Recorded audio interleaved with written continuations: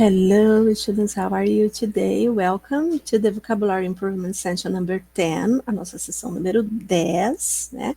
E vamos passar para a nossa lista.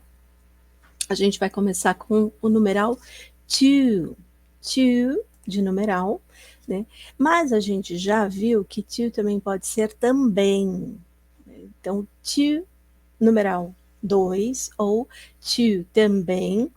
Vai depender muito de como eu estou utilizando, então do contexto de uso para eu saber quando significa um, quando significa o outro. Mas é muito tranquilo nesse caso, ok? Então, no exemplo, there are two security guards on duty tonight. There are, no sentido de há ou haver, né? Two, dois, security guards, guardas de segurança, on duty, de plantão, ou né, trabalhando, tonight, esta noite. Night, no sentido de noite, tonight vai ser sempre a ideia de esta noite, ok?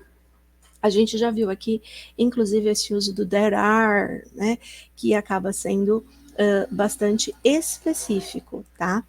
Então, é uma estrutura, né, que acaba sendo utilizada no sentido de haver ou de existir.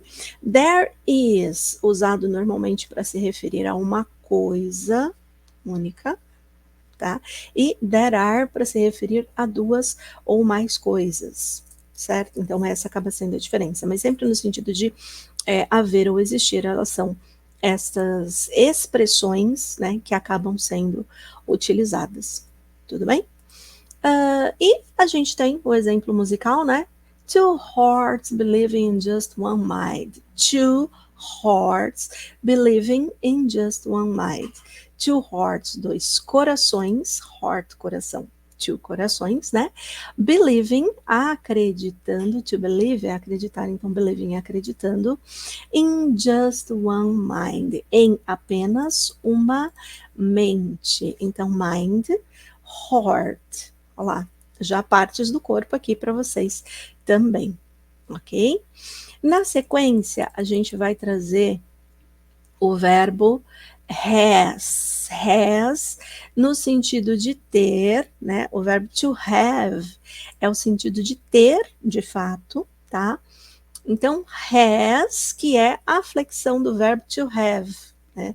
A forma has é o afirmativo do presente simples ou do simple present.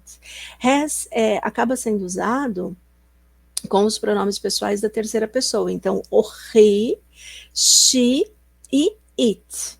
E a gente vai ter o have utilizado com os outros pronomes. I, you, we e they. Né? Então, has pode ser usado tanto para significar a posse, quanto como uma palavra auxiliar, que é o caso aqui, inclusive, dos tempos verbais, tá? A gente vai trazer exemplo aqui do has como verbo auxiliar, e aí ele vai trabalhar ou no presente simples, ou no presente que eles chamam de contínuo, ou no passado simples, ou no futuro do presente, também pode ser utilizado o has. No nosso exemplo, the security team has implemented new measures. The security team has implemented new measures. Has implemented, implementou. Olha o passado aqui, né? Então, aqui o has está como verbo auxiliar de passado. Então, a equipe de segurança implementou novas medidas, new de novas measures de medidas. Na sequência, a gente tem o exemplo do has como uso para ter de fato. Então, it has no bathroom in this floor. It has no bathroom in this floor. Não há, has no, não há, não tem, né? Banheiro, bathroom, banheiro, neste andar, in this floor, neste andar. E na sequência, a gente tem exemplo musical, né? This love has taken its toll on me. This love has taken its toll on me, música do Maroon 5. Este amor cobrou seu preço de mim. Has taken, take de pegar, né? Então, este amor cobrou o seu preço de mim. Percebe que aqui a gente está usando também o has no sentido de passado, né? E, na sequência, she says she has no time for you now. Kinney, she has no time. She says she has no time for you now. Ela diz que ela não tem tempo para você agora. Ela diz que ela não tem tempo para você agora. Tá? Então, has, tanto usado no sentido de ter, como usado no sentido de auxiliar outros verbos para compor presente, passado ou futuro em algumas colocações. Mais uma palavrinha, a gente vai para look.